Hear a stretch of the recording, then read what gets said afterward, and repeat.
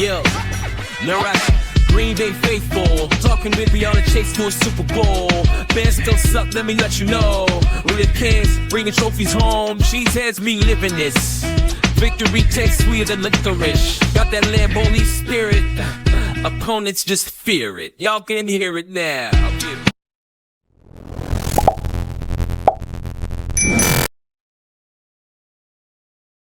What is up, everybody? Thank you for tuning in. It is the Matt Ramage Show, and today we're talking all things Vince Lombardi. We have a Vince Lombardi historian right here, and we're going to learn a lot. I think no matter if you know a lot about Vince Lombardi, if you know a little about Vince Lombardi, I guarantee you're going to leave this conversation knowing a lot more. But before we get to Jack, I want to give a shout out to the sponsors. You know, this podcast fueled by Quick Trip. If you're coming to Green Bay or Wisconsin at all this summer or next season, that's the spot you got to stop in. They're all over the place, and they got the hot food ready for you. They got the beer, they got the ice. If you're barbecuing or tailgating, they got the brats, they got the cheese, they got everything that you need if you're coming to Green Bay, or even, you know, whether it's a barbecue or if you're gonna be tailgating. And also Nicolay Law. If you're while you're driving to Quick Trip, if you get hurt in an accident, Nicolay Law's got the hookup. They're gonna help deal with the insurance companies and whatnot. They're gonna make sure that you get a fair shake, you know, if you're missing work and whatnot. They're going to take care of you. Go to nicolaylaw.com for all that information and whatnot. And we have a great guest today. Jack, let them know who you are and what you do. Hi, everybody. I'm Jack Giambrone. I've been a college and professional football coach for about 25 years. Retired, went into teaching, became an athletic director here at a college in Dayton. And pretty famous, boy. You've been tootling around Green Bay with the draft, and I've come back for a second appearance. I'm just honored to kind of sit here and we'll hold court and do some good talking about Green Bay and Coach Lombardi. Dude, I'm stoked to have you. This is one that I wanted to do. We talked for a while, but then the draft came. It was hard to get it scheduled, but I had you on Man Cave Monday, which I have to get back to doing those again. But I absolutely love talking to you. Learned a lot, saw a lot of cool stuff. And the Man Cave Monday I never do for the audio. So I always knew, I was like, I want to have him come back on so people who listen to the audio maybe don't watch the live streams. They can hear stuff. Plus, get more detailed a little bit about Coach Vince Lombardi. Yeah. So and we got some things I know in the background. But we can do a part and really get into some really great documents that we've got in the collection. But we're here for another reason, aren't we? Yeah, and actually, we can do that, sometime in the future. But let me ask you this. All right, so how did because for people who don't know, like, you have so much stuff that even the Packers Hall of Fame have borrowed stuff. So you're like legit. You're not like you know a lot. You're an actual historian. You know more about Vince Lombardi, you think, than most people, not obviously in his circle.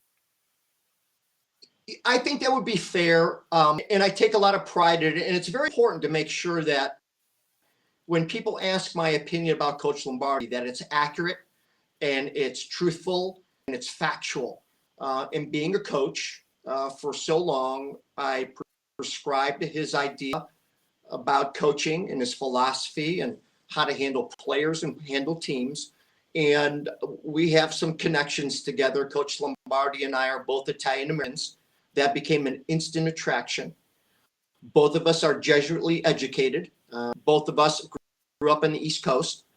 Both of us are oldest of five. And the links go on and on and on. And Coach Lombardi for me was, as I was trying to about my journey and about how to coach correctly, Coach Lombardi's teachings came back to me, and his words, and I think we shared this before, his words are so powerful to me that I think everyone needs to understand that. In fact, you will not go a day, and I'm saying this, I spoke at the Pro Football Hall of Fame a couple months ago. There will not be a day in your life where you will not see a picture, see a quote, hear his voice, Coach Lombardi, every day. Yeah. Can almost guarantee it. In fact, listening now have gotten their dose of Coach Lombardi. And he transcends he transcends business, he transcends athletics. no matter what sport. That's how great a person and legend he is and continues to be. Heck, we're coming up on June 13th, and that's the day he was born. And no, I want to say June 11th. Excuse me, June 11th, 13. He was born. So, and Coach Lombardi's almost been gone 55 years. Talk to him about him like we saw him yesterday. Yeah, he's one of the most uh like most quoted people. I mean, obviously he's in sports, but like being gone that long and people are still using your quotes because you hear that quote, like you mentioned that but that quote where you strive for perfection and you reach excellence. I've heard that obviously so much, but then you hear other versions of it that I believe it, he was the first one to say it, but people say other stuff. So I bet people who don't even know who it came from kind of use that quote in some way. Yeah, again, everywhere. You in any locker room, there's Coach Lombardi's quote, and he's got many of them. You look at any barracks in the military, there's Coach Lombardi's quote. Go into any boardroom, and you'll find Coach Lombardi's quote because they were to the point, and they were exactly what an organization wants to be able to message their folks. This is our rallying cry, and this is how great it be. Only if we, give that effort. Do you think that Lombardi is like one of the most quoted people in sports? Because like you hear a lot of Kobe Bryant quotes. Obviously, there's a lot of quotes, but I feel like Vince Lombardi, especially for how long ago it was, that those quotes they're everywhere and they live on. And that's so enduring. And that's why we're talking about him today, and we'll talk about him 20 years from now. Yeah, Michael Jordan's quotes come up. Kobe is very powerful. Trying to think of others. I would imagine that, you get into quotes from Tom Brady. Tom's been quoted a lot lately, We're seeing a lot of his quotes. And, they go hand in hand. If you're going to respect somebody's accomplishments and you see their quote, it makes that connection. Coach Lombardi, world championships, first 2 Super Bowls, you hear his quote and you see his success, and they're linked, and the words are powerful. And for people, their motivation. And you can tell that they relate because people go, yeah, I can do that, or that makes sense to me. Yeah, so I asked Facebook some questions to ask you. And one that pops off my head right now that we're talking about this is: do you think Lombardi's style of coaching would work today?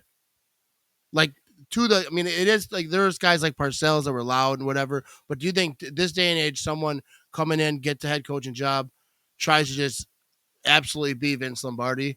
Do you think that it would work? I think it would, with this caveat.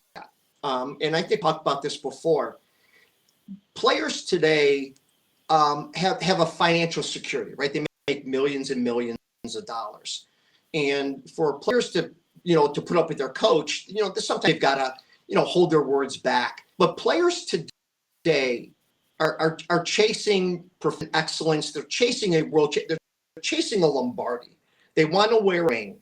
And if there's any one person out there besides Bill Belichick who's proven win world championship after world championship, it's been Coach Lombardi. And I think today's players would have to compensate a little bit because he was very demanding. I think Coach Lombardi would have to a little bit because, you're talking about players that have brands nowadays. Yeah. So he's going to have to understand that the players have more have more things going on. They have podcasts. They've got shoe contracts. They've got television commercials. Coach Lombardi didn't understand at his time, but I think he always adapted. He always adapted an offense, adapted to players, adapted to times. He was the face of the NFL in the 60s. So I think today he would be able to adapt. I think players that are chasing world championships would adapt or know if they stayed with Coach Lombardi, that sure as heck they would wear a ring. So I think he would be successful today, given that both sides compensate? Now, you and I also talked that question was asked to his son, Vince Jr., and he came out and said, I don't think my dad would be as today as he was back in the 60s. So, again, who am I to debate his son? Yeah. I think it's a tough question. I think Bill Belichick, he was kind of known for being hard nosed, and I've heard a lot of people say that guys didn't necessarily like playing for him, but they knew that they could win. So the people who wanted to win, the people who were down to do the work, and then because they knew that there was a good possibility that they're going to win a Super Bowl. But if you weren't caring about that, he rode you harder than the average NFL coach at the time. And I think the modern day, if there's comparisons, it's not a perfect comparison, but Bill Parcells. Yeah.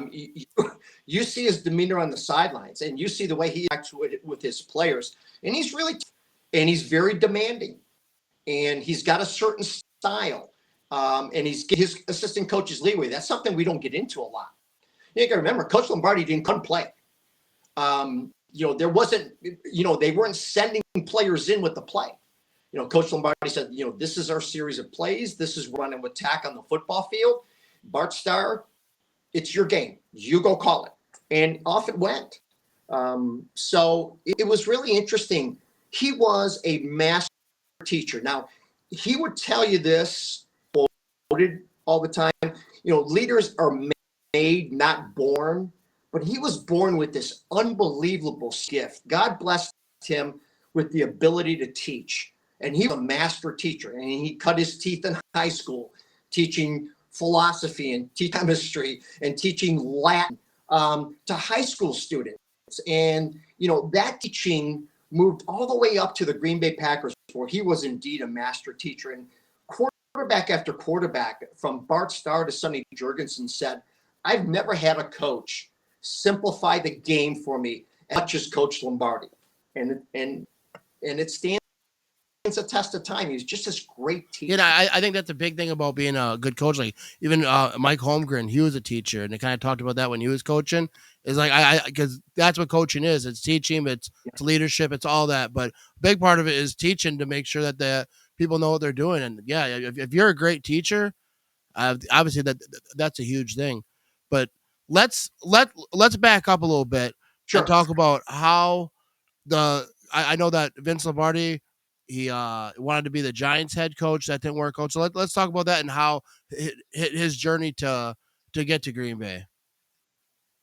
Well, before that, he was with Red Blake at West Point, and the Giants were struggling, and Wellington Mara had the team, and maybe something that not everybody knows is Wellington Mara and Lombardi were classmates at Fordham. So there was an instant connection. And the Mara family and the Giants were looking for a new head coach. And they wanted to go right up to the Hudson at West Point and Red Blake. And Coach Blake said, I'm really not interested, but I've got this young assistant that you might find very interesting. And thing led to another. They interviewed him, and he got the job in New York. Was hoping to interview for the head coaching job, but they already had that in place. Jim Lee Howe was their tab as their head coach. So he went up there, and this was his first time to be a professional football coach. He was, in New York, in the Polo Grounds. Heck, Fordham had played there. And, took over the offense. Ty Andrew had the defense, probably one of the greatest assistant coaching staffs ever put together. And he was there for 5 years, won an NFL championship, was involved in 1958 in the greatest game ever between the Colts and the Giants. And after that, he got a call from Green Bay, Wisconsin. And actually, Jack Giambrone was instrumental in getting Coach Lombardi in front of then, the Green Bay board. And they offered really unknown, non-head coaching coach an opportunity to come and resurrect the Green Bay program, who at that time in 58 was 1-10-1. And that's how it all began. And he's never had a losing season. and has the highest playoff winning percentage of any coach in NFL history. So the Packers before that, like how many years were they like in a slump? Like when was I don't like throughout the 50s. I don't think that they were very good through the whole. I mean, I don't know. I'm not a historian. Yeah, yeah, Matt, they were wretched. And you got into the later 50s, and they had not had a winning season. I want to say in 11 years, 12 years, and there was a lot of talk that Green Bay's charter was going to be pulled. It's not where they're owned by 31 rich owners, and then you got Green Bay owned by the public. At that time when Pete Rozelle was getting a lot of pressure, to pull the charter from Green Bay because of a number of reasons. One, they hadn't won in so many years. Two, they were the northernmost team that people had to travel to. They were a very poor football team, very small stadium. And all of that kind made Green Bay a not very attractive franchise in then a 10-team NFL. And they were in serious jeopardy. And the board took a chance on some Italian guy out of New York, and with really good experience from Fordham, good experience high school ranks. He was very successful in a little Catholic high school, obviously with West Point, the great West Point program.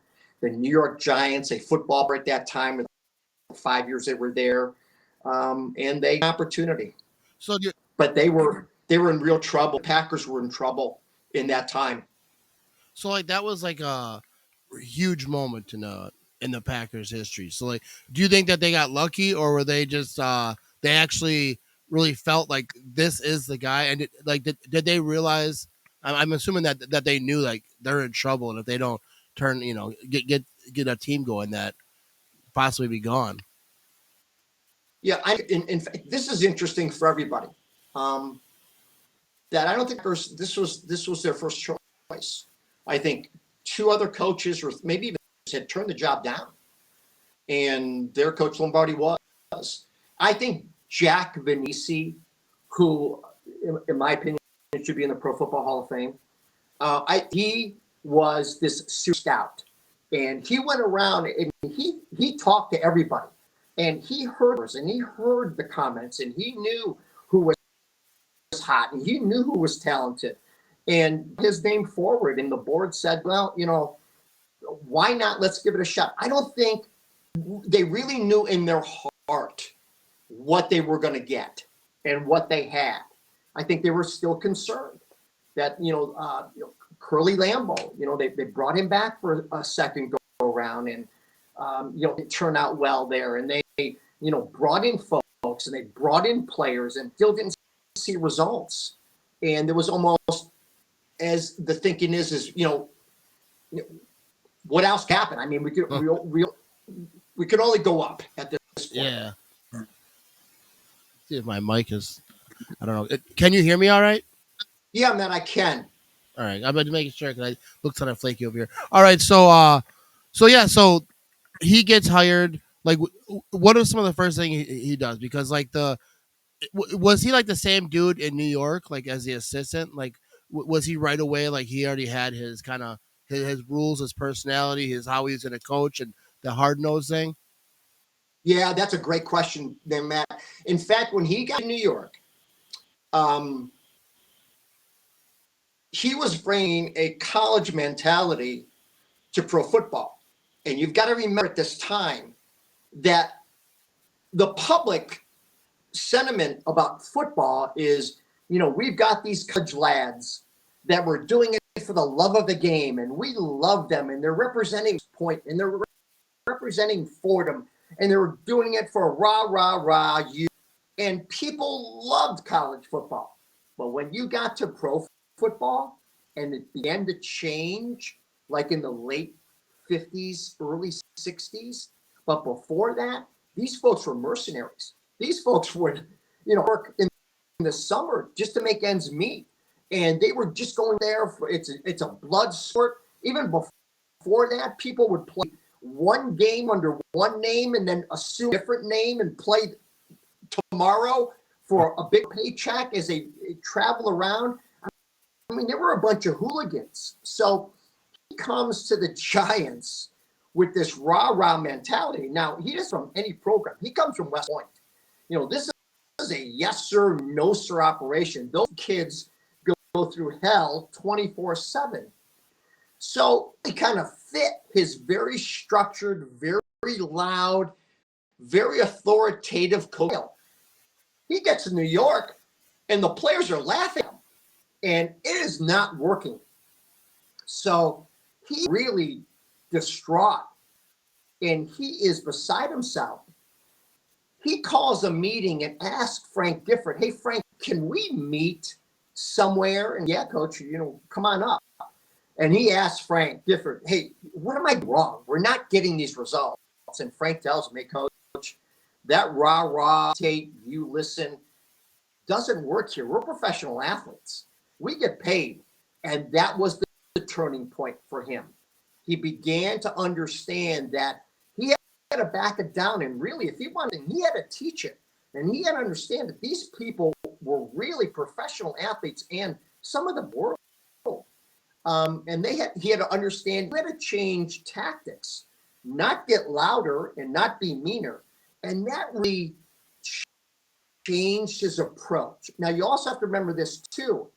He had his little offense, but he wasn't the head coach. And he coached for a person that was as reserved as can be. They used to call him Sleepy Jim. And, he was not vocal, and he allowed, Coach Lombardi run the offense. He allowed Tom Landry to run the defense, and he was just the head coach. But kind of, a figurehead type of, he was in the background, in terms of the instruction. So at Green Bay, Coach Lombardi took another step in his coaching career, how to coach pro athletes, learned it wasn't a lot of just kind of ripping my way or the highway type, because people could say, "Hey, I'm not doing what you're telling me to do." And many of them kind of laughed until he began to change and refine his teaching skills and his philosophy. Gets to the Giants, and now it's his show. No one's going to tell him what to do. And sure enough, one of the first things he did is he told the board, "I'm not reporting to 30 of you. I'm going to report to about 18 of you. So decide what you want to do. But I'm not reporting to all of you." And the board kind of dwindled its numbers down. So that was the very first kind of mandate that Coach Lombardi had said, that a football team, and you have interaction with it. And there's a very interesting story about the draft of Dave Robinson that we'll get into a little bit later.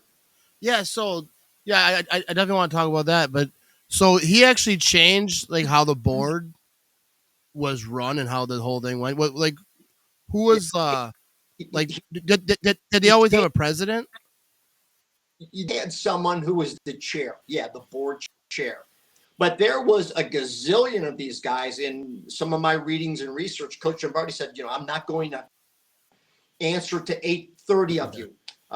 You've got to remember that. That's going to be, how we do things around here." Yeah, that had to have been something for the people who didn't make the cut. They probably weren't on the Vince Lombardi bandwagon there. And I don't know how they structured it. I don't know if it was the last, 12 are out, or how they did it. But yeah, he said, we're not going to have this huge board. He says, we can't run an organization. And he also said, I will run every aspect of it, from painting the field to the draft. I will run every part of it. And he became general manager too. You can't do that today. Yeah, you can't be the head general manager today. It's just too overwhelming. Yeah, and there's guys who have done it. I don't know how many do it in the league right now, but like in the past. But I think it's way too much for one person. I could see them having a nice say, but you got to have someone, I think, running the GM, doing all that. Do you think Lombardi was a good GM? I do, and the testament of that is I wasn't there. Ask people that were around him. The Lombardi Legacy, the 2 books that Dave Robinson wrote, are tremendous reads. And he interviews 20, 30, 25, 30 people. Tell me about Coach Lombardi. And Coach Lombardi, you knew when he was mad, you can feel it. I mean, he's not even in the facility and you can feel it. But he always treated people with respect. And you always knew where you stood. And he didn't hem-haw around about things. If he needed something done, he trusted you to do it. He asked for you to get it done. And people respected Coach Lombardi. And he built a team. He truly surrounded himself with an inner circle of team people that wanted to do the same thing he wanted to do, is win world champions, is make Green Bay great, is make sure that they are title town. And everybody around, bought into the idea because they saw how he worked and his passion and how he treated other people and how he treated the community and how he treated the players and what he did and sacrifices he made. And his inner circle and his people around him and in the Green Bay offices understood it. Hey, we're going to do it to make Green Bay great and not disappoint Coach. Yeah, and you talk about building this team. He was known as being one of the early coaches that had a diverse team. Yeah. So talk about that a little bit. How did he? What was he the first one that kind of got that rolling? He was the first, yeah, and arguably the first when he understood that players, regardless of skin color, could help make up a football team. And, you talk about how, the Southeast Conference teams, broke that color barrier. Coach Lombardi, at West Point, where he was coaching young men, of very diverse backgrounds. He gets to Green Bay and understands that people had asked Coach Lombardi early on. He's famous for this quote, about, white players and blacks. And Coach Lombardi says, we only have green and gold players here. I like that. People began to go, that makes sense, and Coach Lombardi coached all types of players. And we'll get even to some of the topics of, integrating, players, not only of different color, but of different sexual orientation. He had gay players on his team, 2 notable gay players in Washington. And I think one of the things, Matt, that I think is important to understand is Coach Lombardi's background. He felt for a long time that feeling of discrimination as an Italian American.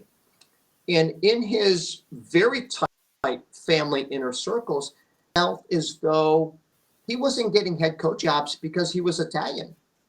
And here's a great story that I can share. Coach Lombardi was in New York and as the assistant coach, and Coach Lombardi was continuing to pass over for jobs. And he pulled aside a high-level New York Giant office person in the office, VP or something. And he says, listen, I don't know what the heck's going on, but I don't understand why I am not getting a head coaching job. And this high-level executives, Vinny, you'll never get a head coaching job in the NFL, ever. And Coach Lombardi was puzzled. And he goes, what do you mean? He goes, Vince, you'll never get a job in the NFL because your last name ends in a vowel. And he was furious. Yeah, that's crazy. And that even gave him more fire to pursue this. Now, Matt, he wasn't very old. I think he was impatient. When he took the Green Bay Packer job, he was mid 40s, late 40s. So, a little bit of this impatience, but, he felt as though people were discriminatory against Italian Americans. And the story that comes out of New York about, having a last name that ends in a vowel, you'll never get a job. He understood different types of people. He understood people with color, the idea of not having equality or equity or having doors open for them. He lived through the 60s. He saw Martin Luther assassinated. He lived through times of Malcolm X. He through the Vietnam War. He lived through the assassinations of both. So he saw this. He didn't understand, but he tried to process it the best he could. And when he got to Green Bay and he was involved in being the head coach and made the decisions, he's not going to allow people to tell him who to draft and who not to draft. And if you are a great player, irregardless of skin color, you were green and gold in his eyes, and you were going to help the Green Bay Packers. And when he got to Washington, he had 2 gay players on his team. Another people don't know about is his brother was gay. He had a gay brother that lived in San Francisco. And he saw his brothers go through trials and tribulations. So he understood that too. And one of the great stories that come out of Green is, I believe, Coach drafted Dave Robinson in the first round. I think this story is right. And Coach was just tickled because, Dave was an All-American and high accolades, and some of the board members down to the practice field that Coach Lombardi was supervising practices. And some of the board members pulled Coach Lombardi aside and said, hey, congratulations on drafting the person, the kid, but they said this. They said, we could those types of players later on in the draft that we didn't have to pay first round for. And before they could utter the last words, Coach Lombardi says, get off my field and don't ever come back here. I will draft who I want when I want. And if you're going to have that mentality and that thought, you don't deserve to be here. He was furious, and they never said a word of who and when they drafted people. That's awesome. Yeah, I've always heard the stories that that he was big in, having one of the first guys with a diversity team. But was that his first draft in Green Bay? Yeah, it was. His first draft general manager, he supervised the draft, and Jack Giambrone was this master of draft. He had this binder of things, of cards and notes about every player in the country. And Jack Giambrone, while he's scouting, also asked other players and other coaches, hey, what do you think? And let's go back to authenticity. When Coach Lombardi got to Green Bay, he had the great Lionel Aldridge on his team. And Lionel was involved in a relationship with and that was not of his authenticity. It was interracial relationship. And Lionel went to Coach Lombardi before he went to his parents. Oh, really? And the word was getting out. And Pete Rozelle called Coach Lombardi, asking to put us to this. And Coach Lombardi says, you mind your own business, Mike, and hung up the phone. So Lionel asked to sit down with Coach Lombardi, and he explained everything to Coach Lombardi, even before his parents, according to some research. And Coach Lombardi said, I don't care who you marry, as long as it doesn't interfere with your job here as a Green Bay Packer. He says, you have my blessing. And they've been married ever since. That's awesome. Yeah, the 60s were a wild time. Yeah. But I'm actually watching this show right now called what's it called? 11/22/63. It's about like a time traveler goes back and tries to save Kennedy. So it's really crazy stuff. Yeah. But anyway, so I'm kind of like into the 60s right now. But yeah, so that first draft, let's talk about like how he built his team, like his vision, how Bart Starr everyone kind of came together. Because first of all, it wasn't there a story about Paul Hornung didn't want to play? Because Paul Hornung is one of my favorite players of all time. I heard a story that he didn't want to play if they weren't good, and then Vince Lombardi kind of showed him that he was, that they were going to be good. Is that actual story? Yeah. When Coach we'll back up a little bit. Coach Lombardi got to New York. He had Frank Gifford, and Frank Gifford was this All-American. Yeah. And when he got to Green Bay, first the quarterback, Bart Starr drafted 900th, way in the 18th round. Bart Starr was fourth string.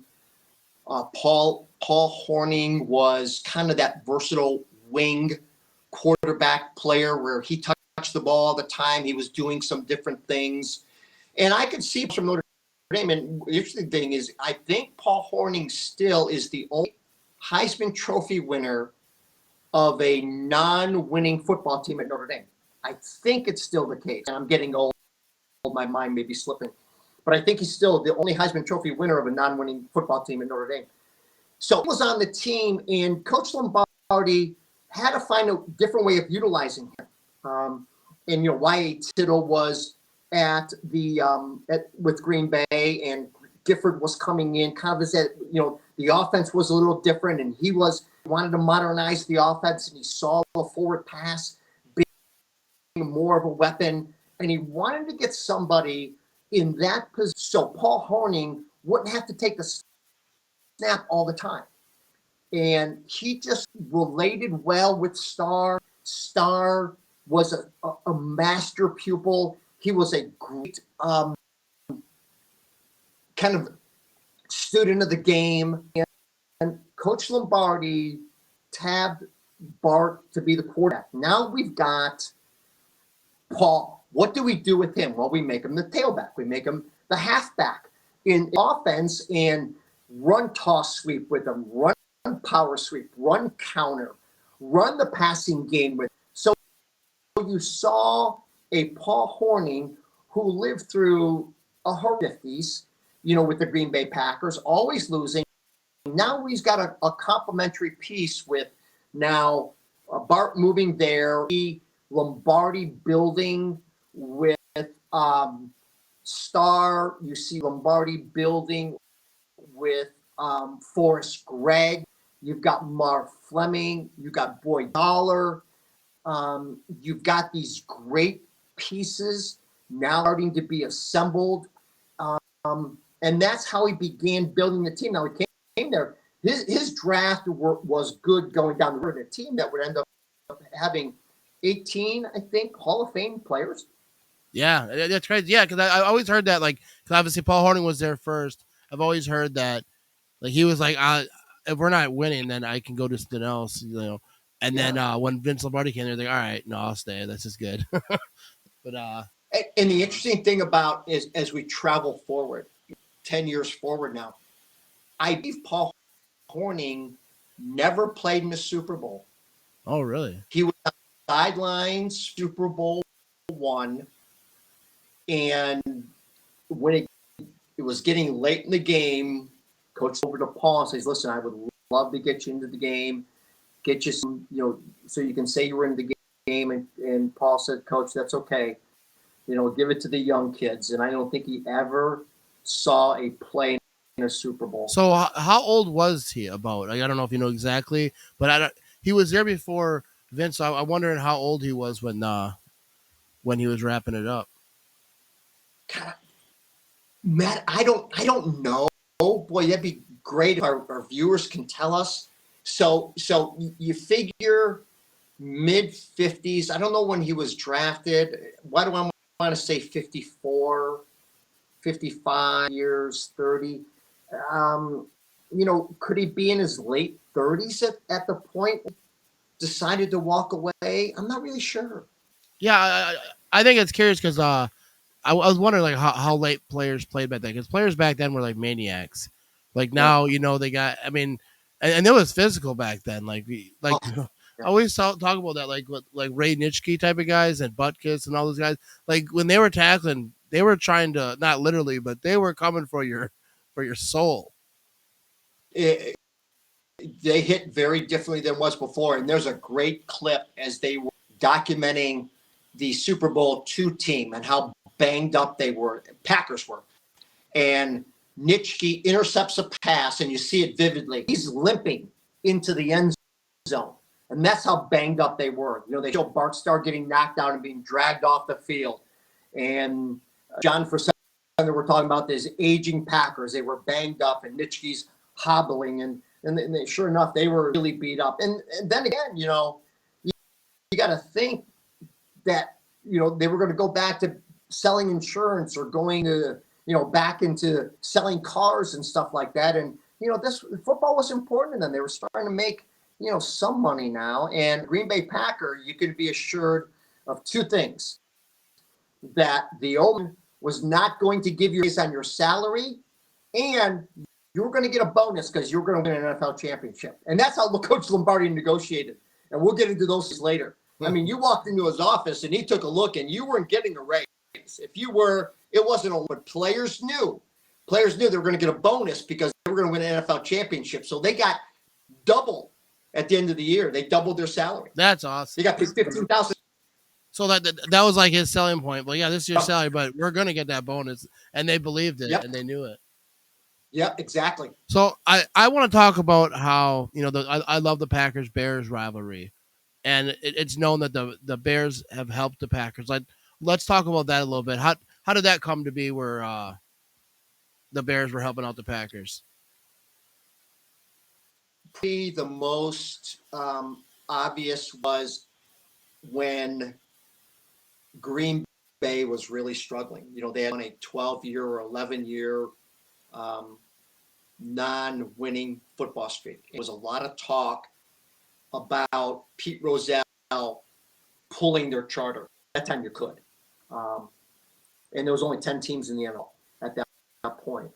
The whole Chicago area was vital to the existence of Green Bay because there was a lot of negatives about Green Bay. First of all, they weren't a good football team. Second of all, horrible weather. Third, you take a look at geography of the NFL at that time. Green Bay was this outpost and the furthest for teams to travel. So let's talk about the positives. Also at that time, you not only had the Bears, but you had Chicago Cardinals in Illinois. So for Green Bay, Chicago, there were 4 games where it wasn't that bad. The expense to travel wasn't that bad. So you got 4 games out of a 10-game schedule that didn't really cost you a lot of money. So, you know, people are going, okay, well, let them hang on for a while. But they were in real jeopardy. So that's how it happened. And then the serious talks began to happen. And Coach Lombardi and Callis had this deep respect for one another. Lombardi really respected Coach Callis to a very, very, very high level. That when the talks behind closed doors happened and Coach Lombardi was not part of the talks, Coach Callis Green Bay and said, you know, they're vital to our existence. They are a founding franchise, and we just have to give more time. You know, they're governed by a different governing than the Hallis family or the Mara family. You know, they're governed by a board of people. They're publicly owned.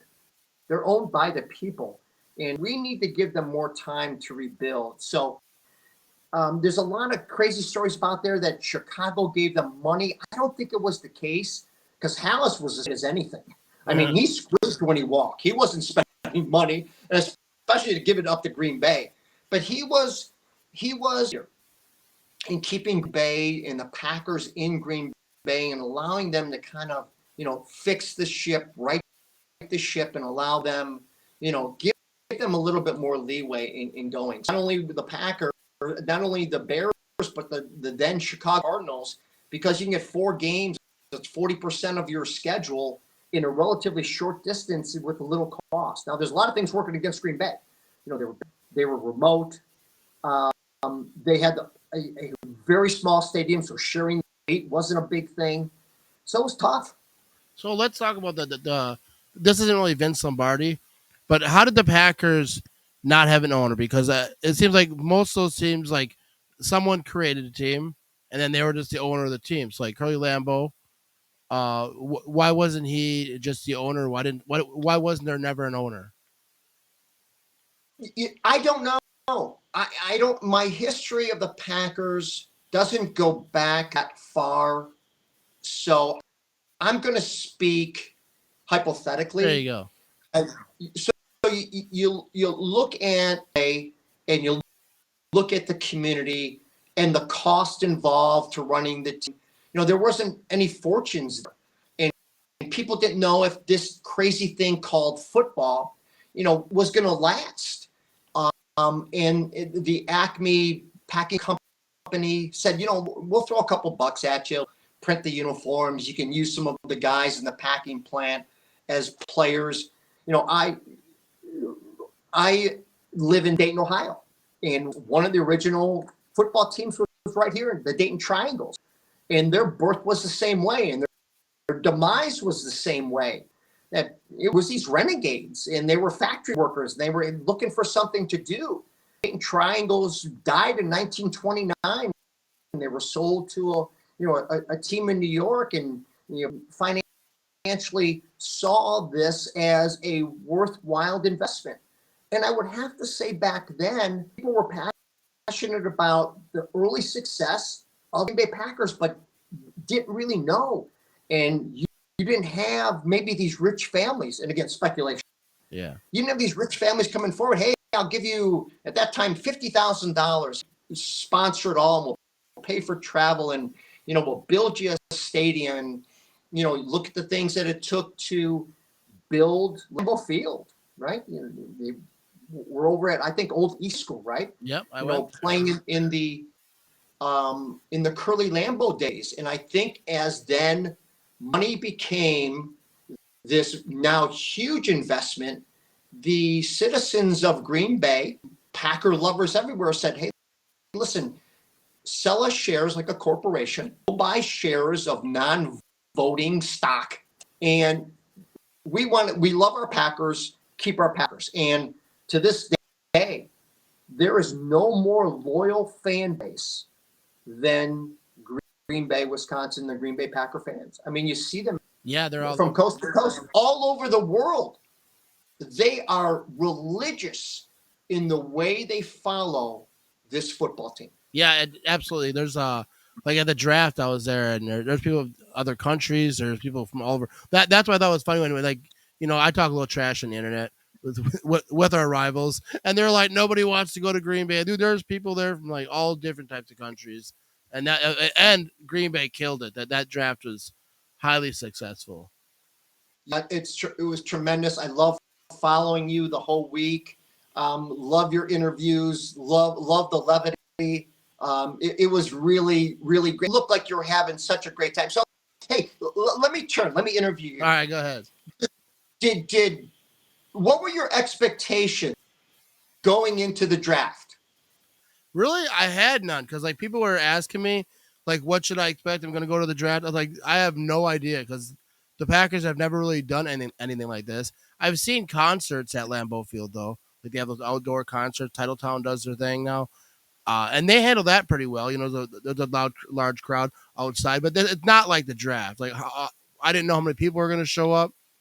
I think a lot more people showed up than people thought were going to. But I really didn't have an expectation other than that it was going to be an absolute party. That's what I knew. I was like, everyone, this is going to be just a giant party, and there's also going to be a draft over here. So as the draft wound down, you had no expectations. So what would you give your grade of your great city and the Green Bay Packers in terms of this draft? I gave him a straight up A+. It was good. I had no issues. I know like some people were talking about like some of the toilet situations at times. I never saw any of that. Like where I was, I never had any. I got to play release when I had to. But I thought it was great. I thought the security was top notch because like that's the thing people think about this day and age is things going on around the world. But like when I was walking up, The first thing I saw, because I was early, because I was going to I did the WBAY show. And so it was like 5 a.m. I saw that they were still bringing stuff into the fenced-in area, and like their trucks were going in. There was dogs sniffing around. Like they weren't messing around. Like there were snipers on roofs we seen all around Lambeau Field. If you looked up, you could just see there was like dogs walking around. Like everything to me like felt pretty safe. I felt like they did a really good job keeping everybody safe.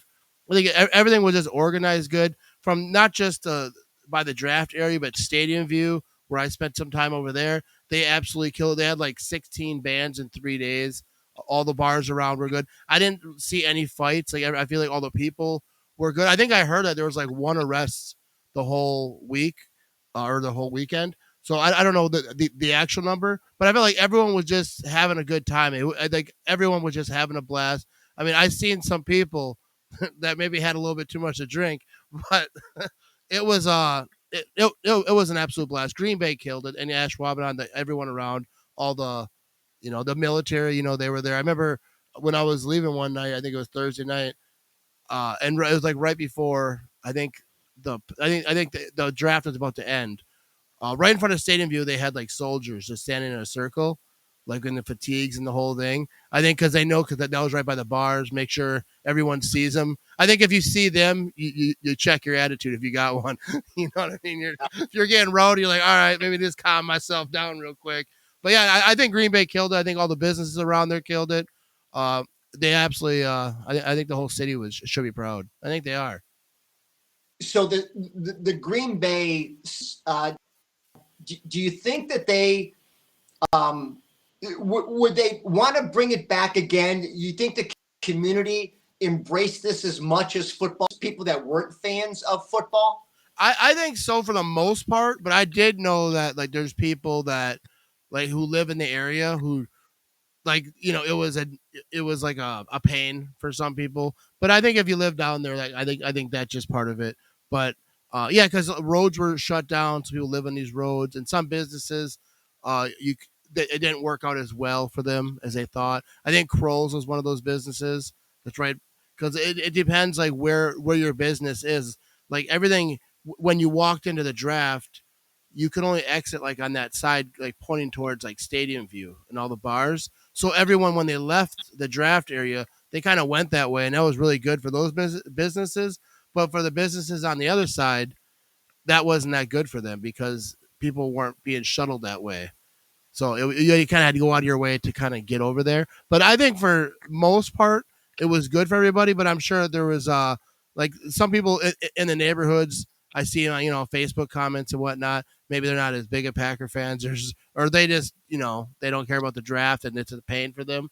But I think for the most part, everyone would loved it and they would welcome it back. It was good for the city overall. Some people maybe not, but I think for the greater good, I think it was good. And it showed. I think it showed Green Bay could do something big. Yeah, yeah. I think it proves now. So if there's anything in the future, like whatever it might be, people can look at that and say, "Hey, they did that," so they can bring some stuff here. And that's a great. And I will say this: Green Bay, when they showed Titletown and all the Titletown properties and all of that, and showed Green Bay at night, Green Bay, a breathtaking city. So my salute to you guys. You killed it. Beautiful at night. It was just breathtaking to watch. And I saw your ugly mug on a fence. Yeah. And I can't believe anybody would waste so much damn paint. That's hilarious. Yeah, I don't know why either. But yeah, you mentioned Titletown. Titletown is an awesome area. Like even if you're not like the draft or even a game, they got the big hill. Kids like to roll down it in the summer. They got a big playground for little kids. They got so much stuff over there. And then for the adults, there's a brewery next door. There's all I think that whole area is good. And they do concerts in the summer, like free concerts. So Titletown's a place to be. And a shout out because I did a show there. The Turn is a great place to go, hit some golf balls and have some great beer and lunch. There you go. Shout out. There you go. So what was I asking? Oh yeah, have you been to Green Bay? In fact, yes, I've been there several times because I loan items to the Green Bay Packer Hall of Fame, and I'm getting ready to come up there in 2 weeks. So I've got to buy you lunch. All right, yeah, I will absolutely. let you know. Wherever Lambeau Leo is, we'll get him roped up. Maybe I'll even drag Drew with me. You know, he's out playing golf and drinking beers. I don't know if I can get his old backside in a car and get him to come up there, but now I've got these news, and I'd love to see you guys live and break some bread with you guys. Yeah, for sure. Yeah, Drew seems like he living his best life. Oh my good! Oh please, goodness, yes. Shit. I know he's going to see this, but I love Drew. Yeah. And Kelly's wonderful. She's a saint. But yeah, I really, really have all the respect for Drew and Kelly being military people. It's wonderful. Yeah, they're awesome. They're the absolute best. Built up, not just them, but other people. SoCal Packer backers. What they've all done with that whole crew. Yes. It's awesome. They do some good stuff. And the tailgate, they got Liberty tailgate. Yes. Yes. That's a great. That's one of the better tailgates. But now I see I had a question, but it went away. Oh yeah, so you talk about borrowing stuff to the Packers Hall of Fame. Uh-huh. So how does that go? How do they know what you got? Are they like spying on you? You let them know like how how does that all work? Well, it's always been a philosophy of the collection, the Lombardi collection and legacy, to share with as many people as we can. So we don't lock it in a basement. We don't lock it in a vault. We think everyone should enjoy that. So many years ago, I reached out to the Green Bay Packer Hall of Fame. Someone had suggested it because I had an item that was one of, and it was me. It was important to our collection. But it was one of these things that I think that the Green Bay Packer fans and and football fans in general would really enjoy seeing. So I struck up a conversation and relationship. And I usually bring around 24 items. I really know what they look for. We've got 8 items in the Pro Football Hall of Fame right now. And I know what they look for. So in the next couple of weeks, I'll bring up around 12 items with that hot button point of the cure and where they can fit it and where they can place of a certain size. It's got to be of a certain level. Flats now aren't flashy. And what I mean by flats, any paper stuff, although it may be very historic, just is not flashy. Cards sometimes are not flashy. So we've got to take a look at who comes to the Green Bay Packer Hall of Fame and what really interests them. So here's the challenge, that as I bring things, and obviously it's heavily sided with Coach Lombardi, and those people are older now. They're my age or older, and so it got to be a really historic item. So I'll bring about 12 things. We'll see if there's space. We'll turn over, and I love when they do that. I love when the Pro Football Hall of Fame does it. Love when the Green Bay Packer Hall of Fame does it. Like it when the College Football Hall of Fame displays, things that we have. But yeah, it's a real source of pride of being able to share whatever we have with football fans, football historians, people that enjoy monumental and famous people and a great game. So we've all that philosophy of sharing what we've been fortunate enough to get with others. So do you have like people like that that have a collection like near as good as yours, like as far as Lombardi and like the cool stuff? Is there anyone else that you kind of talk shop with? When I talk to people in the media and people in the football industry, coaching industry, collectibles industry, been told that the Lombardi collection legacy is the largest in the world, bar none. That's awesome. And there is and just as a testament to how great Packer fans are, probably the greatest collections are those of Green Bay Packer fans. Oh yeah, there's so many good ones. Let's take some of the guests you've had on, right? Yeah. Look at Drew's place. Look at Lambeau Leo's place. You know, they are beautiful, tremendous. You could spend hours walking around. One of the things that we have a lot of pride in is when you come down to our collection, is there's all kinds of great stories with collections, and we've been able to marry a piece with great stories, and that's always been a source of pride for me. You know, behind it before are the 8 World Championship tickets and programs, original programs of all 8 of Coach Lombardi's games that he coached in, all 8 of them, and they're sitting right there, and they're a historic set.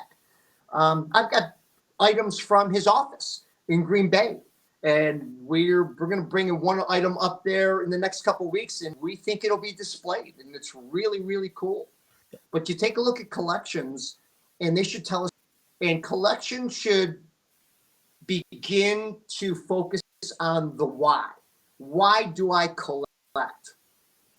I collect to invoke emotions. I want people to come down here and go, oh my goodness, I'm reliving my childhood.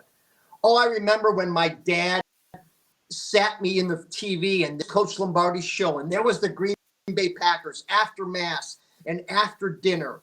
And that's how I really began to change and collect it. I want people to come back here and go, oh, this reminds me of my childhood, or reminds me of my dad, reminds me of my grandpa, or man, it reminds me of those great 60s Packers that we'll never see again. But this is what the collection inspires in me. So I've kind of focused on why I do what I do, and that's why I do what I do. That's beautiful. All right, I got a few more things I want to ask you about Lombardi. So he went on to Washington after Green Bay. This is actually someone commented this on Facebook. But do you think he regretted it because he still wanted to coach? And like, how was his departure? How did that all go? And do you think that he would have he wished he would have stayed? I think he was a man's word. I think he was getting tired and fatigued. I think the cancer began to kind of rear in the background, not full, but he was physically fatigued. And Phil Bankston was his loyal assistant. And he told Vince Jr., from Vince, that driving to the Ice Bowl, he told Vince Jr., this is going to be the last time you see me coach in Green Bay. A man of conviction. And he said, I'm going to give the reins over to Bankston. He does. He moves into the general manager role, and kind of rumor had they had a soundproof the booth he's in, because every throwing fits, because that was not his Green Bay Packers. But he gave the leeway to Phil Bankston to coach the team. And I think in that regard, to the question, he like he had done something wrong, but he could never go back on his word. Yeah. Right? He was a man of character. Yeah, you can't go back. And conviction. And he was no way was he going to fire Phil Bankston and take the job back over.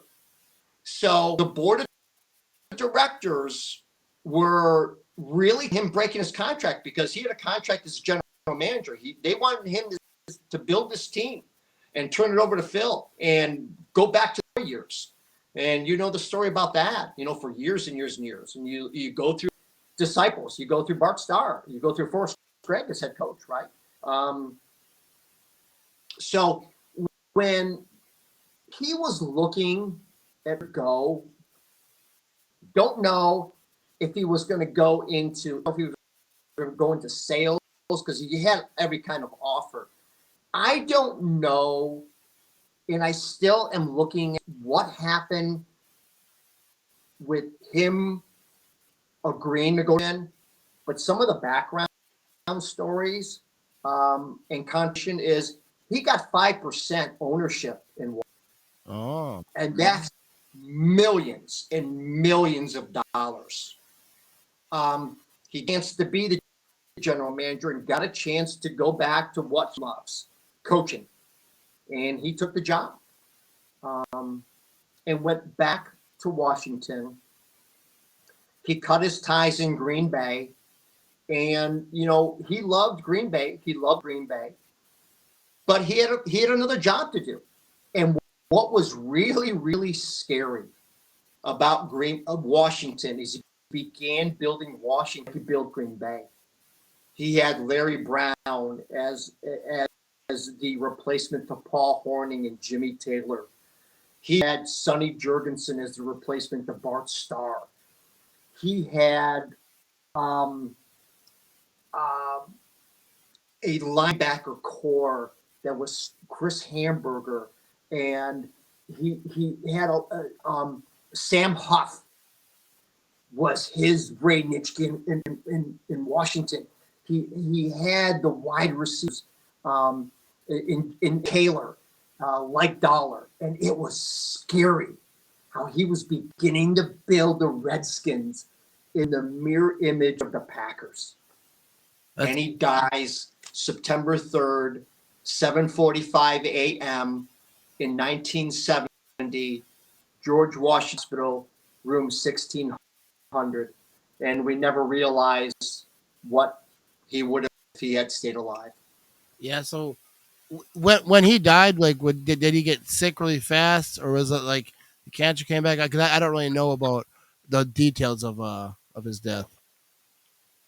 Coach Lombardi, ironically enough, gave his last public speech right here in Dayton, Ohio. He gave it to a group of businessmen south of town. And that night he flew in, and he was having all kinds of problems. He was supposed to go to a restaurant, an Italian restaurant, Anticules in Centerville, Ohio, a neighboring town. He couldn't go, and he ordered his contact person here to get him some help. He was in great pain. So his assistant at the time, a contact here in Dayton, opened up a local drugstore. Called them, they were closed. They opened up and got 2 suppositories. And Coach Lombardi took them with no relief. Previously, Sam Huff, who he had coached the Giants and then became a player coach with Washington, had noticed Coach Lombardi not feeling very well back in Washington. And Sam said, "Hey, Coach, you look well. Why don't you let the doctors check you out? There's something wrong. Let them check you out." And there was hints of digestive challenges. And Coach Lombardi, stubbornly enough, and all men that are listening out there, make sure you get your regular checkup. We're hardheads. We won't go do it. We'll rub some dirt on it, rub some ice on it. But Coach Lombardi would have been alive years and years ago, if he had seen medical. And Sam Huff had suggested that he see a urologist, and Coach Lombardi responded with this death message: "I'm not going to let anyone stick anything up my ass." And Coach died 2 months later from the visit in New York of colon cancer, which could have been detected if he had gotten a colonoscopy. So there's a message for all of us, man. You got to take care of yourself. You got to go see your doctor. You feel discomfort, don't be ashamed, man. It could extend your life. And we can't be, it's not about us. It's about the people who love us. So let's make sure we take care of our business, man. Absolutely. That's a good message. Forgot what else I had on that one while you were talking, but yeah, I've never heard that story. So let me ask this: what was Vince Lombardi like off the when he was a coach? Because you see these like there's a video I think after a game he's in his basement, everyone's around. There's the big story that's what they did. What was he like as a friend, as a dad, husband, and all that? How was Vince Lombardi? Wow. I mean, I know that you weren't right there, but in all your readings, how would you guess that he was? No, and I say, oh wow, I'm going to characterize him as better than anybody in the world, except for his son. He was He was driven. He understood what he wanted. He understood being an Italian, how important family was. He was very charismatic. He would walk in the room and you just felt it, that the energy was there, that the old man had walked in the room. You could feel the room change. And when he was high in terms of spirit, the room was filled with spirit. And he really dictated the room. He was upset, mad, and down. The room was as cold as ice. As a friend, loyal, as a family man, loved his children. As a husband, his mistress was football. And Mrs. Lombardi knew and understood that. You keep watching this video you speak of, when he walks in and he has these legendary parties after the game and there's highballs served and all kinds of yucking it up. And then about an hour into it, his mood would dramatically take a turn. Because now he's focusing on football. And it is as stark a contrast as you've ever want to see. And his son tells the story. And just by circumstance, the cameras catch this moment where he's at the bar, yucking it up, some putter is a gift. He's at the bar, the turns, and he's deadpan. And he's thinking about next week's opponent. So he is a very complex man. He's a very driven person. He is a husband who may not have always done the husbandly thing 100%. Loved children, was a very sympathetic and loving dad to his daughter, tough and masculine and driven for Vince Jr. But football was his mistress. And like me, perfect. He wasn't perfect. He doesn't profess perfection, his personal perfection, but he sure enough was a hero in eyes, a villain in some, but nonetheless, we still talk about him to this day, good and bad, but more good than bad. Yeah. So, what do you think? Like, another picture, iconic picture, is him eating in a cafe, and like he's sitting in a cafe. Like it's a big boy maybe, and it's like an iconic picture, and it's funny to see the prices, on the wall of the cafe. But so was he a legend? Like as he was in Green Bay, as he was coaching, like when he walked around, went to the cafe where people were like, "Hey, coach, good job" or whatever. Like people leave him alone. Like how did the community deal with him? Yeah, that legendary picture of Sneezers. Oh, is this Sneezers? It's great. He's sitting there at the bar, cafe bar, eating. And I think Green Bay, and again, the community, volumes to the community back then. You could, people can respect you. You're having your dinner, you're having your lunch. Folks aren't going to bother you. As you get more famous, people will approach you. He loved kids. He was a great signer for children. Would sign a lot. Would do a lot for children's. In fact, Vince Lombardi, does a great job today. But the community respected their distance. But when he, was representing the Green Bay Packers football, he was a celebrity, and his celebrity increased every time they won a world championship. But people respected him. But he was legendary in Green Bay over the country, because he was the face of the NFL, during the 60s when the Green Bay Packers were then America's team, and Titletown was in full glory. But the community, he lived at 667 Sunset Boulevard, there in Green Bay. Still in existence today. It's a shrine, very modest home, lived there. But people respected him. People respected his, but he was very famous in Green Bay, and he was well loved in Green Bay. So what is one thing that you could tell fans that most people probably don't know about Vince Lombardi that that you know and you could share with us? I can tell you several things. His dad, Harold, was known as Old 5x5. And he was 5 feet tall, but 5 feet wide. And he and his brothers owned a meat processing plant in New Jersey. And Mr. Lombardi, even by today's standards, was heavily tattooed. Over 90% of his body was tattooed. Wow.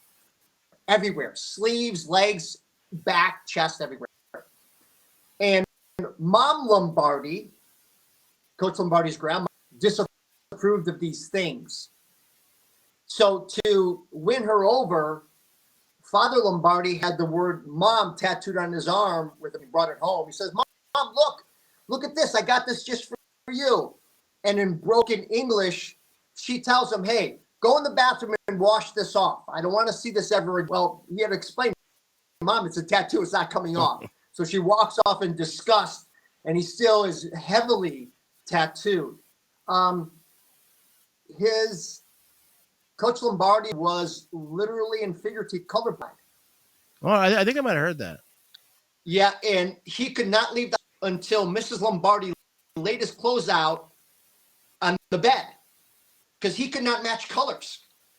And you can tell out trying to do it because he looked god-awful.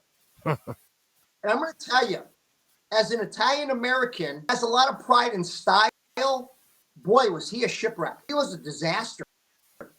But he was figuratively and literally colorful. And, just didn't see hues of color.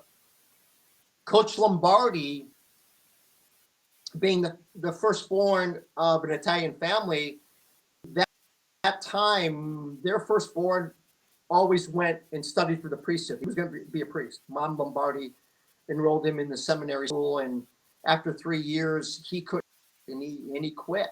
So Coach Lombardi only played 1 year of high school football. And because he was older than the other boys, he became like an all-conference performer and was kind of inflated. And then Ford offered him a scholarship thinking he was a star athlete, but he only played 1 year of high school football. But he was older than the other boys, and that's how his legacy of being a high school star kind of really took place. Yeah, I don't think I've ever heard that, but I want to ask you this about he was buddies with Nixon, right? Was it? He was a big Kennedy supporter. Yeah. And he asked then President Kennedy when Paul was put on kind of like active reserve duty during the Vietnam War crisis, sent him a letter, and President Kennedy gave Paul Hornung a 48-hour pass to play in the NFL championship. He was a very, very large Kennedy supporter, and Nixon wanted him to run because at that time he was getting tremendous influence in Washington, which is another story we can tell.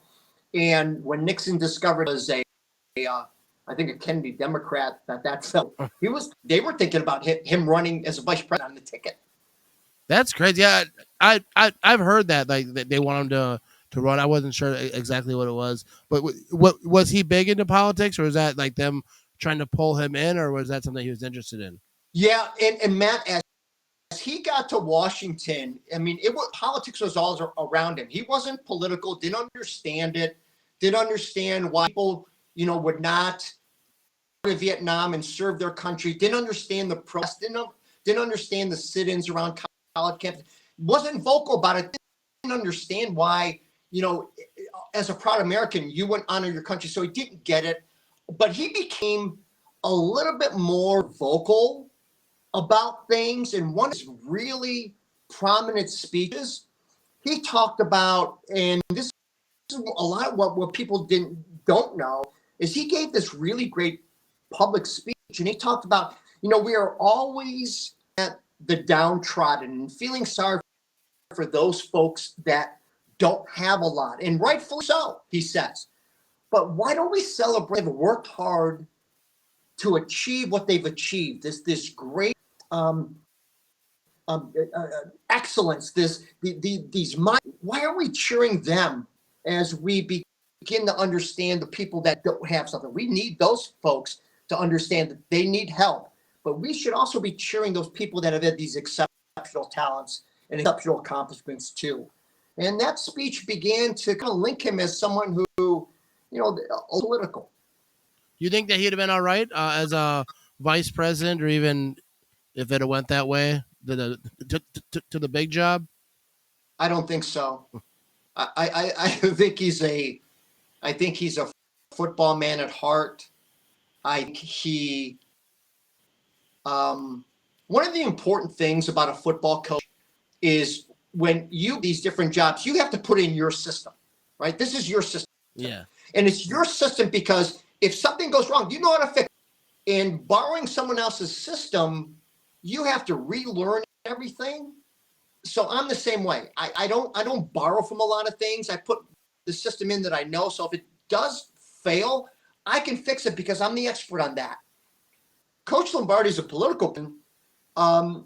There's a lot of systems he didn't know about. Yeah. There's domestic policy, there's foreign policy, there's the economy. There's a lot of things going on that I don't know if he had intelligence to do, nor would he want to put up with a lot of baloney. Yeah. So I don't know if that would have been something he really wanted to do.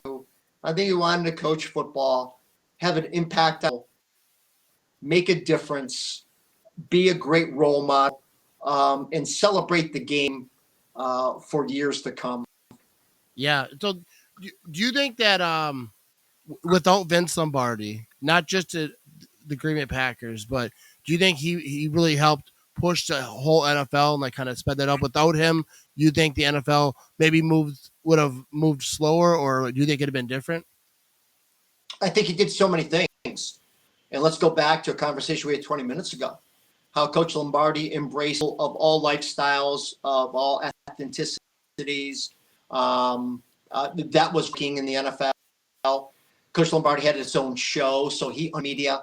Coach Lombardi did speaking engagements around the community to increase season ticket sales and ticket sales. Coach Lombardi served on the NFL advisory board. Coach Lombardi won world championships, very gracious in winning. And Coach Lombardi spoken. Coach Lombardi was honored all over the country. Coach Lombardi, Fordham, West Point, had great pedigree.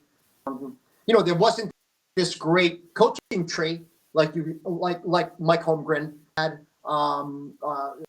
Bill Walsh had. He doesn't have that, but he was the face of the NFL, and he was gracious, and he wasn't getting involved in scandal, and he was polite, and he was a devout Catholic, not a religion that everyone supported. He had manners, and he was respectful, and his religious upbringing allowed him to be respectful and someone who people admired. And all of those things gave him the perfect format to be the face of the NFL. And I think, people call it platforms today. Coach Lombardi platform, and people embrace that. Yeah. So you talk about that Vince Lombardi show. So is that similar to how the Packers do it? I'm not sure if Matt LaFleur has one now that I think about it, but a lot of the coaches have had it. Mike Holmgren, I believe, Mike Sherman, Mike McCarthy, I know had one. Did he do like the same thing? Did he have players come on and they have what did they do? They just talked to him. It was 30 minutes. I think it was the voice of the Packers. And it was it's at WBAY, All right. if I'm not mistaken. And I don't know if you guys can see it behind me. Can you see that weather vane? Do Yeah. you see that?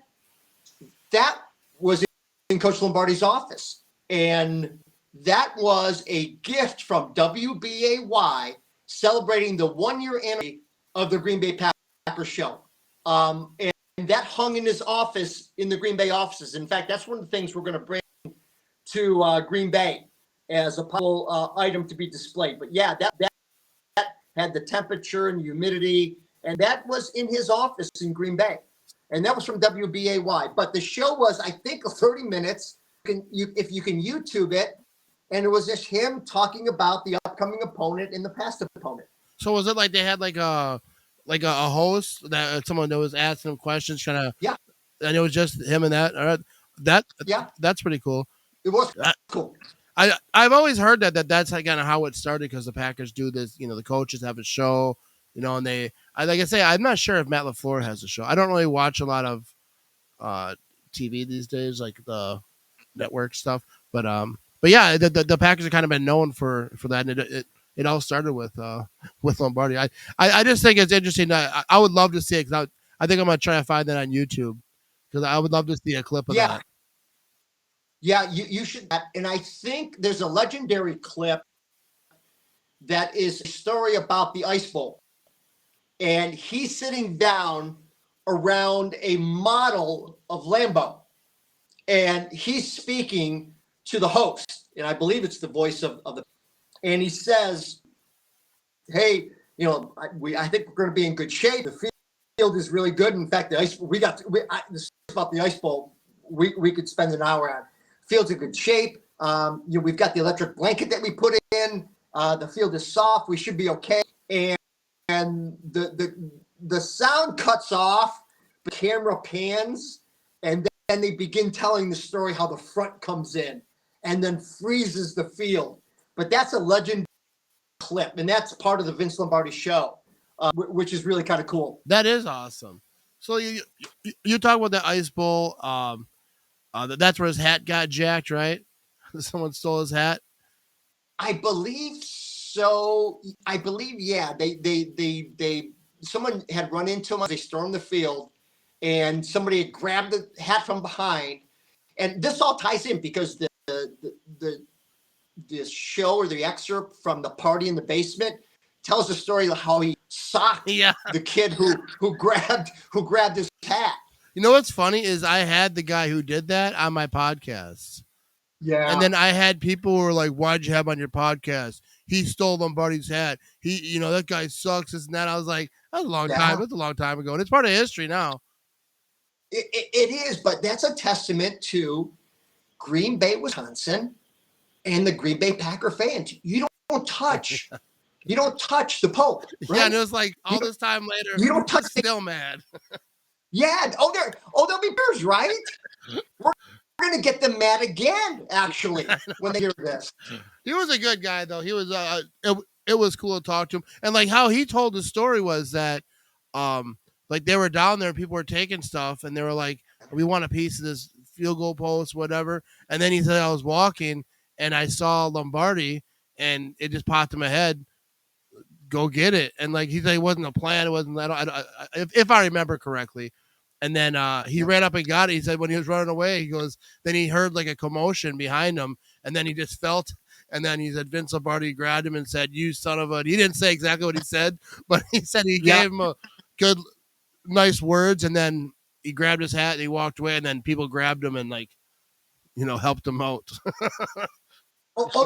Yeah. We've got a bunch of mementos from the Ice Bowl. We've got the Ice Bowl banners, the red, white, and blue banner. We got one signed by Bart Starr. We've got a piece of the Ice Bowl goalpost that he actually tore down and cut it up. We've got that. We have a game ball or not? I think we may have a game ball behind me from the Ice Bowl. We got several things. We've got the program. We've got a ticket stub, and we've got a full size ticket from the Ice Bowl. We got several things from the Ice Bowl. How do those things get out? Like, let's say that thing behind you that you talked about, WBAY gave him is in his office. how does that get to you? Like, is that because I know everything isn't at the time seen as something important, so Right. it kind of just gets moved around. Someone saves it, maybe it's someone's basement for a few years. Yeah. But how do you get these things? Yeah. When when people and thanks to you and this selection, I get a phone call or I get a text or I get an email or they contact me through social media, and they've got this thing. And let's take person had it, and I got a kind of a warning shot from somebody and says, "Hey, listen, somebody contacted me, and I'm going to refer them to you." So people in the industry goes, it's not my company. I know somebody that is a Lombardi historian, Lombardi collector. Call them. So and I was warned that this person's going to call me, and this is what they got. They're looking for, and so I get that warning, and then they call um, based on some referrals, and we talk. I've got to verify what it is. I got to verify how they got it. I've got to verify the condition. I've got to verify the time period. I've got to verify its condition. So there's a lot of things I've got to do before I can offer, but it usually gets to me now one-on-one. Maybe it's a granddaughter of a former Packer player with Coach Lombardi, has a playbook. Maybe it's the cousin of the Lombardi family that game. So that's how now these things get me. And, I take a look at auction sites. I take a look at, what's happening with former players. And then people in Gray also keep me well informed of what's going on and what they have and what they see. So now it's mindset is we're going to add things that are historic and things that will truly add value to the collect. First, there's different levels for when we collect. The very top level is Coach Lombardi's personal items. Always have our highest attention. And then anything that deals with anything outside person. Does it deal with the West Point? Does it deal with Fordham when he was a player? Does it deal with the Redskins or the Packers, the Giants? That is kind of that second level. And then it gets to teams, the 1960 Packers, the 1970 Redskins, or the 1950s New York Giants. How does that player role in the collection? So, we're very think on how we build the collection to the way it is today. Are there any Lombardi hats still out and about?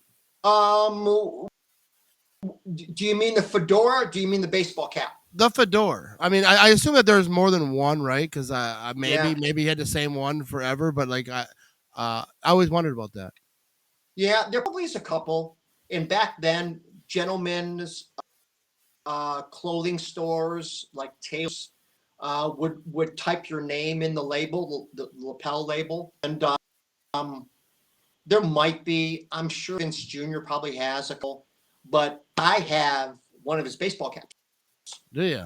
How did? Yeah, you want me to go get? Yeah, grab that thing. Okay, I'll be right back. All right, yeah, because I think that'd be and then that hat, the baseball hat, is I think kind of historic and kind of remade, and used. I think even the Packard Pro Shop has that style. We'll see. Yeah, see, the Packard Pro Shop, I believe, sells. I'm not saying this exact hat, but like those. Yeah, the old logo. Yeah. I don't know if that comes focus, Yeah. right? The old logo. I love that old logo. So we purchased it, and this display there because this is me giving and loaning the hat to Brent Hensel. He's the curator at the Green Bay Packers. That's awesome. And this is it. It just returned. That's beautiful. Yeah, I love that. I love that logo. I think that's one of my favorite logos. And this will be tough. If we can scrape some DNA off it, you and I could, recreate. But I don't know if the camera's picking. On the bill in the back, there's initials. Yeah. VL. That's awesome. Coach Lombardi's hat. Was there? Is there a lot of those around? How many are left? No, No, no, I don't know. that's it, huh? Yeah, this was purchased from the old equipment manager under Coach Lombardi. Yeah. So I bet back in the day, people were just scavenging, huh? Yeah, you didn't know, but at the time, I mean, I assume like his last year in Green Bay, I guess they didn't know everyone, but even after he went on and moved on to Washington, or I assume the stuff that was still there, people were like, "Let me get a little something, something." You find a hat in an old closet. yeah, yeah, Yeah. things in his office. He when he left, he gifted his telephone to the secretary. Oh, really? It's behind me. That's one of the things. That's one of the things we're bringing up to Green Bay. He stole it. It's a great size. It's a great display item, and when you think about the history, can you imagine the calls he took on that thing? Yeah. So yeah, he gifted it to his secretary when he left, and it came up for auction, and we were fortunate enough to get it. Yeah. So Vince Lombardi's office at Lambeau Field, is it true that they have like it's set up like how it was? Like I never got to. They don't let me in there. There's a lot of urban legends about the desk. Yeah. There is a couple. I think we've got a couple of photographs of what it looked like there, and I've tried to recreate that. I was this far from getting a desk made right up the road here, because we've got the phone, we've got the radio, we've got the projector, and we don't have the chair, and we don't have the desk, but we've got everything that was on his desk, just like he had it. But there's not a lot of stuff out there in Green Bay. The one that's set up there, I think it's as accurate as they can get it, I guess. Yeah, it is too. But they've got to recreate it with the same photos that I get a chance to get. Yeah, yeah. That's some good stuff. Well, I'll have to have you come back on for Man Cave Monday. We could do a Man Cave Monday part 2 and like show some more stuff. But I kept you a long time. But yeah, I think we all learned a lot about Vince Lombardi today. Maybe not you, but we did. Yeah, and I think it's important. I spend every day reading something about him or confirming something. And I'll leave you with this story, that his daughter, Susan, really was having trouble academically in school. Coach Lombardi would come home from the offices in Green Bay and come back here and help her to teach to 100. And what he did, in terms of what a loving dad he was, is he would come home and he and her would count to 100 by brushing her hair, by the strokes. And that's how he taught Susan how to count. So 1, 2, and he did that every night till Susan could master numbers and counting. That's awesome. That's really genius way to do it. And it goes back to being this master teacher. He just knew how to do it. He knew the audience. He knew the subject matter, knew what his end means were. It was to get someone to learn and being able to apply it. Yeah. That's how he taught Bart Starr and how he taught Sonny Jurgensen. Yeah, it works for everything. So what? One last thing. What's your favorite Vince Lombardi quote? Yeah, the one that begins, a man can be as great as he wants to be if he's willing to pay the price. And I try to live by that every day. Our listeners, can really do anything they want, but it comes with a price. And what are you willing to sacrifice to get to that point? And what are the people around you willing to understand what you're sacrificing to get to that point? But you can be as great as you wish. It's just a matter of what you're going to invest in it. And that's Coach Lombardi's quote for me. And I have it in my office upstairs. And I see it. You can be as great as you want to be, but what price are you willing to pay as a tribute to that greatness? Yeah, it's spot on too. It's true. No matter what field you're in, whatever you're trying to do, what are you willing to do? Even this talking to people about football on the internet. It's a lot of work, a lot of my wife. I got to tell her, hey, I'm going downstairs. Right. That's right. But again, paying that price, contributing to the overall excellence of something and means, and what are you willing to do, and how you're willing to eliminate obstacles, and how you willing to eliminate roadblocks, or if they do come in place. Coach Lombardi says, well, how are you going to deal with that? How are you going to handle that? Because you still have that goal in mind. If you want to be great, be as great as you want to be, but what are you willing to invest to get there? Yeah, and you mentioned earlier about speeches. So was he paid to talk to businesses and all that? Handsomely, yeah, handsomely. He would get $15,000, $20,000 to do a speech, and he was great at speaking to sales. Come in, and here he is, and he's speaking. John Madden tells a very funny story about going to a coaching clinic, and Coach would do a coaching clinic in New Jersey, and John Madden would come in, and there was all these seats in the front row and back, and the speaker at that time was Vince Lombardi. And like a doof, he was in the back row, but Coach Lombardi spoke for 8 hours on one play, the Packer sweep. That's crazy. 8 hours on one play. He dissected every position. Yeah, and I've seen the clip of him. I mean, everyone has him saying, "This is we want to, a draw here, whatever he says, and run in the alley." It's like the most iconic. But I mean, I got in like a minute and a half. I don't know if I need 8 hours of it. That's a long time. Yeah, I know, but that's again, you talk about excellence. People listen to him because he dissected everything. Yeah. Every play on the offensive team and every player on the defensive team. And then, the quote that we like, and I think Mr. Murphy, did the commercial about what the hell's going on. Yeah. Right. Another great famous quote. Yeah, that's a great one. Yeah. And I remember seeing that Mark Murphy video of him talking about how the clock at Lambeau Field is 15 minutes early. For Lombardi. I don't know why, but for some reason I thought that was like that forever. Not that but I didn't really think about the Lambeau Field was restored, the outside, and they added to it. So that's when they would do it. I don't think back in the day they had a big clock on the outside. But in my head, I didn't really think about that. And again, you are going to be touched by Vince Lombardi somehow, some way, every day. And you drive by Lambeau Field and you see what time it is. It's Lombardi time. Yeah.